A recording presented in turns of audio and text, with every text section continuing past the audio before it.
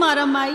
देखा ई दुनिया में हमरा के आवे दमाई, हमू दुनिया देखी के चाहतनी। तूहू तो केहू के बेटिए रहलू माई, अपना गर्भ में हमरा के मत मारा माई, मत मारा।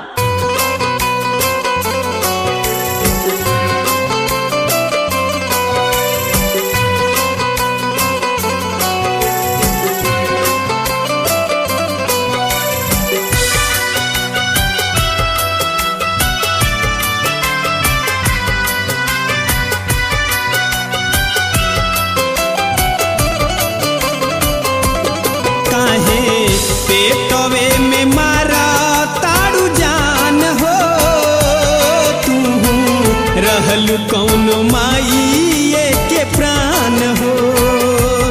काहे पेटवे में मारा तारू जान हो, तू रहलू कौन माई के प्राण हो। पापा के तुली हो तू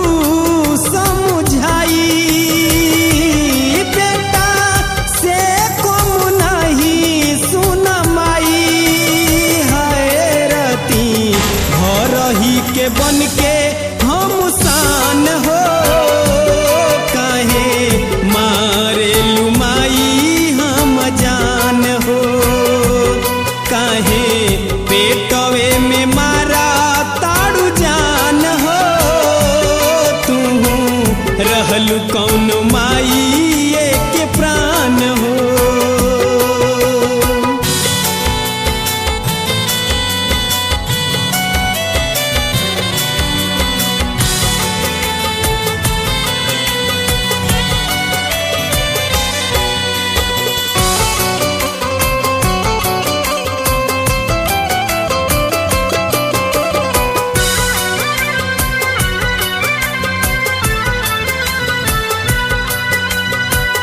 बिना बेटी कैसे चली देख जहान हो, कैसे के करी सब लोग कन्यादान हो। बिना बेटी कैसे चली देख जहान हो, कैसे के करी सब लोग कन्यादान हो।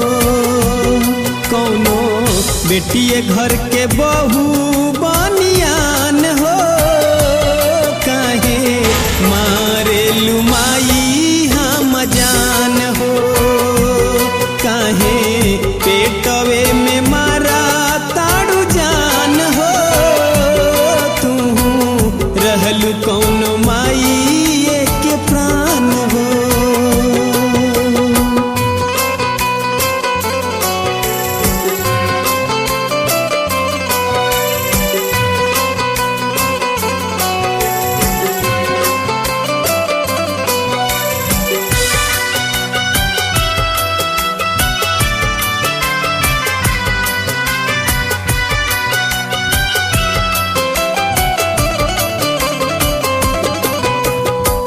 बेटो के देवे वाली हाय केहू के बेटी, बेटिए जब न रही है ता बेटा केहू का देखी। बेटो के देवे वाली हाय केहू के बेटी, बेटिए जब न रही है ता बेटा केहू का देखी।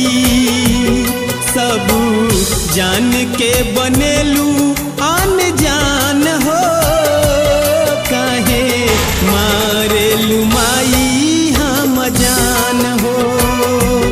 काहे पेटवे में मारा तारू जान हो, तू रहलू कौन माई के प्राण हो।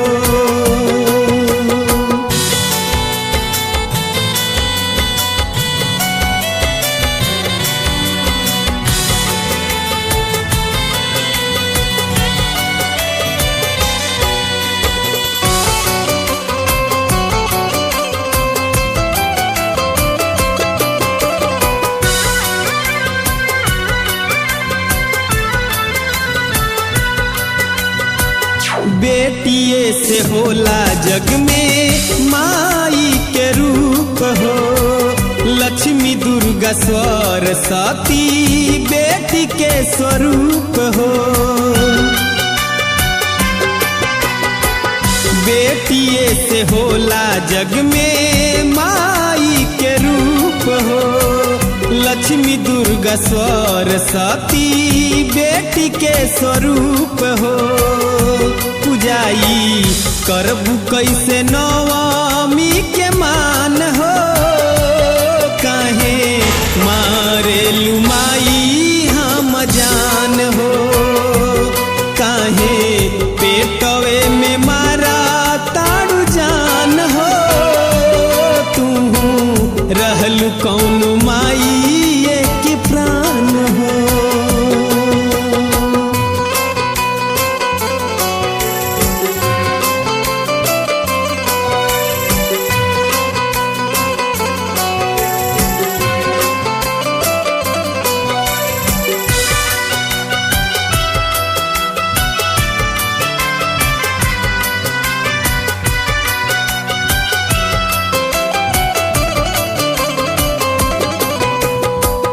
आपन से आपन नदी पीही जदी जल रे।